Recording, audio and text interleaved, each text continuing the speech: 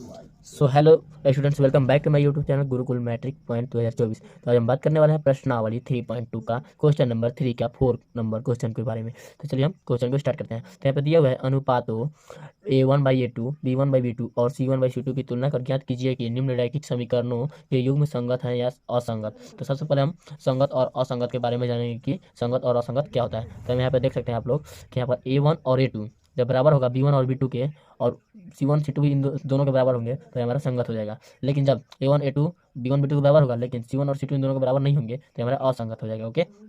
और एक कंडीशन है, जब A1 और A2 B1 और B2 के बराबर नहीं होंगे तब पर भी ये संगत होगा। तो चलिए हम वीडियो को स्टार्ट करते हैं। तो सबसे पहले हम यहाँ पे लिखेंगे हल, या फिर आप सोल्यूशन भी लिख सकते हैं, लेकिन हल लिखेंगे तो अच्छा रहेगा। यहाँ पर हल लिखेंगे और हल में क्या करेंगे, जो दिया हुआ है ना समीकरण, इसको हम लोग 1 और 2 मान लेंगे, इसको सजाकर अच्छा से। यहाँ पे दिया हुआ है 5x - 3y = 11, ये दिया हुआ है। तो हम इसको हम सजाएंगे तो 5x - 3y, और जो 11 है ना इसको हम इधर लाएंगे तो इसका चेंज होगा, तो प्लस में तो माइनस में आ जाएगा, 11 = 0।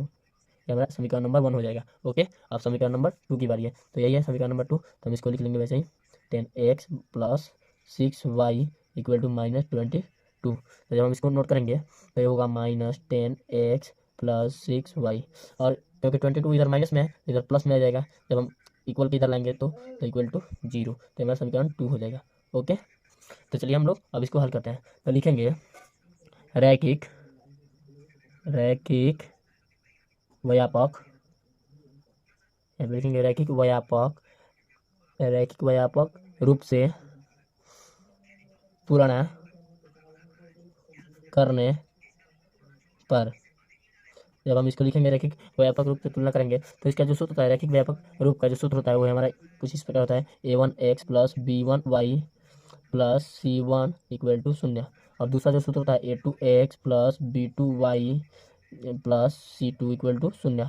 यही होता है जो सूत्र हमारा इन दोनों का। तब हम इसको इस फॉर्म में लाएंगे। तो जो समीकरण है हमारा A1x, तो यहाँ पे 5x है तो यहाँ पे A1 का स्थान पर 5 हो जाएगा कि नहीं, और यहाँ पे B1y तो यहाँ पे B1 का स्थान पर -3 हो जाएगा, और यहाँ पे C1 तो यहाँ पे C1 का स्थान पर -11 हो जाएगा। यही होगा, तो इन सब का मान हम रख लेते हैं। तो लिखेंगे यहाँ पर A1 A2 B1 B2 तथा C1 C2 का मान रखने पर, जब हम इनका मान रखेंगे तो हमारा ये हो जाएगा A1 और यहाँ पे A2, B1 यहाँ पर B1 और यहाँ पर B2, और यहाँ पे C1 और ये हमारा C2 हो जाएगा, इक्वल टू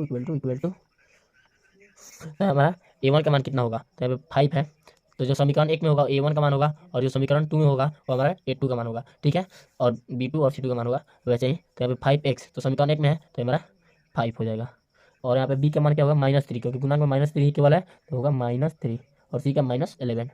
ओके, और फिर वैसे ही समीकरण 2 में A2 का मान होगा कितना, -10, और B2 का मान कितना होगा 6, और C2 का मान कितना होगा 22। तो ये हो गया हमारा।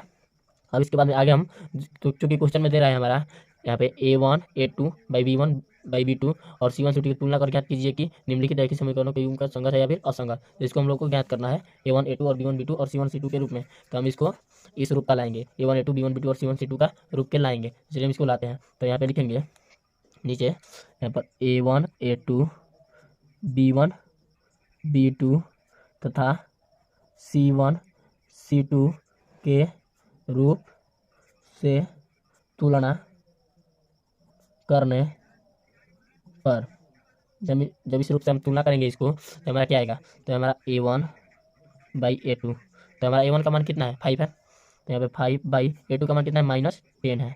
ओके, और यहीं पे B1 का मान B1/B2 लिख लेंगे पहले, तो यहाँ पे B1 का मान कितना है -3, और यहाँ पे B2 का मान कितना है 6। ओके, अब उसी प्रकार यहाँ पे C1/C2। ओके, तो C1 का मान कितना है -11, और C2 का मान कितना है 22। ओके, तब इसको हम आगे हल करेंगे। तो जब हम इसको आगे हल करेंगे तो ये हमारा हो जाएगा। तो आप लोग जानते हैं कि माइनस जो होता है वो हर में कभी भी नहीं रहता है, तो ये ऊपर चला जाएगा माइनस जो है। तो यहाँ पर A1/A2, तो यहाँ पे जब माइनस ऊपर चला जाएगा तो 5 से 2 बार हो जाएगा 10, तो यहाँ पे होगा 2, तो यहाँ पे -1 हो जाएगा। ओके, -1/2, तो यहाँ पे -3/6 है, तो यहाँ पे 3 से 2 बार में चला जाएगा 6। ओके, तो यहाँ पे -1/2 हो जाएगा कि नहीं, और -11 से -22 कितना बार हो जाएगा 2 बार में, तो यहाँ पे -1/2 हो जाएगा। तो यहाँ पे लिखेंगे A1 = -1/2 और B1 = क्या होगा, B2 = -1/2 तथा C1 और C2 इक्वल टू क्या होगा -1/2। यहाँ पे आप लोग कुछ देख रहे हैं, यहाँ पे A1 और B1 दोनों बराबर है और इन दोनों के साथ C1 और C2 भी बराबर है, तो यहाँ पे तीनों बराबर है, तो लिखेंगे नीचे A1/A2 equal to B1/B2 equal to C1/C2। तो आप लोगों ने पहले ही देखा था कि यहाँ पर जब तीनों बराबर हो A1 A2 B1 B2 और C1 C2 जब तीनों ही बराबर हो तो हमारा क्या होगा, संगत होगा। ओके, तो यहाँ पे लिखेंगे अतः ग्राफीय रूप में यह संगत प्राप्त होगा। ओके, तो ये हमारा संगत प्रूव हो चुका है। तो जब हमारा संगत प्रूव हो चुका है तो चलिए हम वीडियो को बंद करते हैं। और वीडियो आपको समझ में आया है तो हमारे चैनल गुरुकुल मैट्रिक पर जो इसको सब्सक्राइब तथा वीडियो को एक लाइक जरूर कर दीजिएगा। जय हिंद, फिर मिलते हैं अगले वीडियो में, तब तक के लिए बाय, टेक केयर।